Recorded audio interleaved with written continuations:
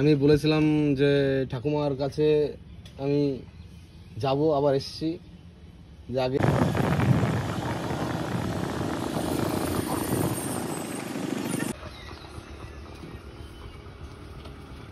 ঠাকুমা কেমন আছেন? ভালো আছেন? হ্যাঁ, আপনাকে বলেছিলাম যে আমরা আসবো, হ্যাঁ, আমরা এসেছি আবার। একটু যাবেন আমাদের সঙ্গে? আপনার কষ্ট হয়ে যাচ্ছে? না বসুন। আমি বলেছিলাম যে ঠাকুমার কাছে আমি যাব, আবার এসেছি যে আগে আমার ঠাকুর ঘর।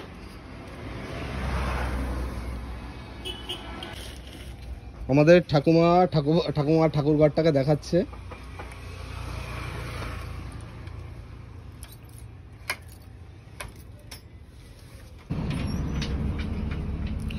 যাই হোক বন্ধুরা, এই হচ্ছে আমাদের কৃষ্ণনগরের বড় মা।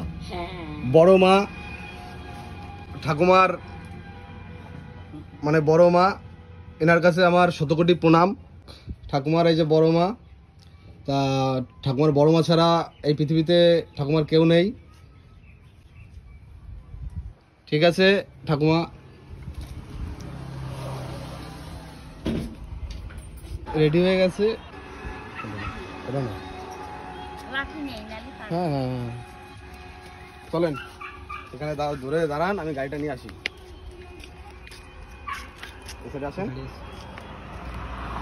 আচ্ছা, বাজার এইদিকে কাছে হবে না এদিকে কাছে হবে?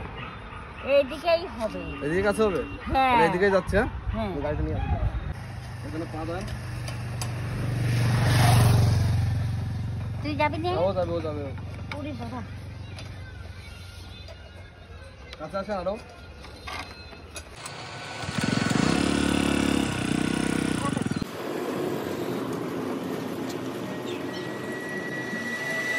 তোমাদের যা মনে বলে তাই করবা, আমার কিছু ইচ্ছে না। যাক, বিস্কুটটা ধরেন।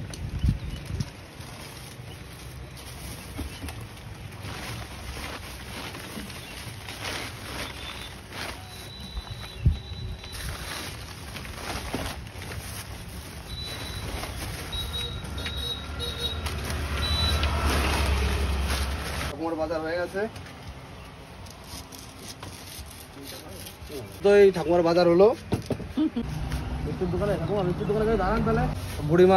বুড়িমার জন্য আমরা একটু প্রসাদ নিচ্ছি। ওই যে বাজার টাজার সব করে দিয়ে যাও, খাও দাও, খাও। 32 টাকা। কালকে আইছিল। আপনি ধরেন আপনার মিষ্টি, তারপর আপনি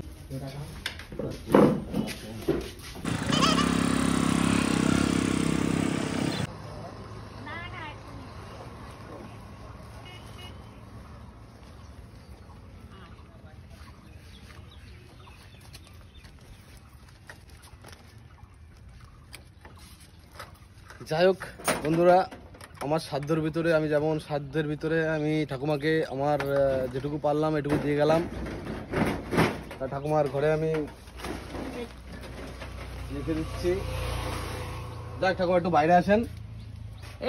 একটু প্রসাদ দেবো না, ঠাকুরের প্রসাদ ঠাকুরকে দেবেন। একটু বাইরে আসেন, অল্প একটু বাইরে আসেন। যাক বন্ধুরা, ঠাকুমার কাছে একটু ঠাকুমা এটুকুই বলবো যে আপনিও ভালো থাকেন, আমরা যেন ভালো থাকতে পারি। আর বন্ধুরা, যদি ভিডিওটা ভালো লাগে অবশ্যই লাইক কমেন্ট শেয়ার করবেন, যেন এরকম ঠাকুমাদের পাশে দাঁড়াতে পারি। ঠিক আছে তাহলে? ঠিক আছে, টাকায় আচ্ছা আচ্ছা।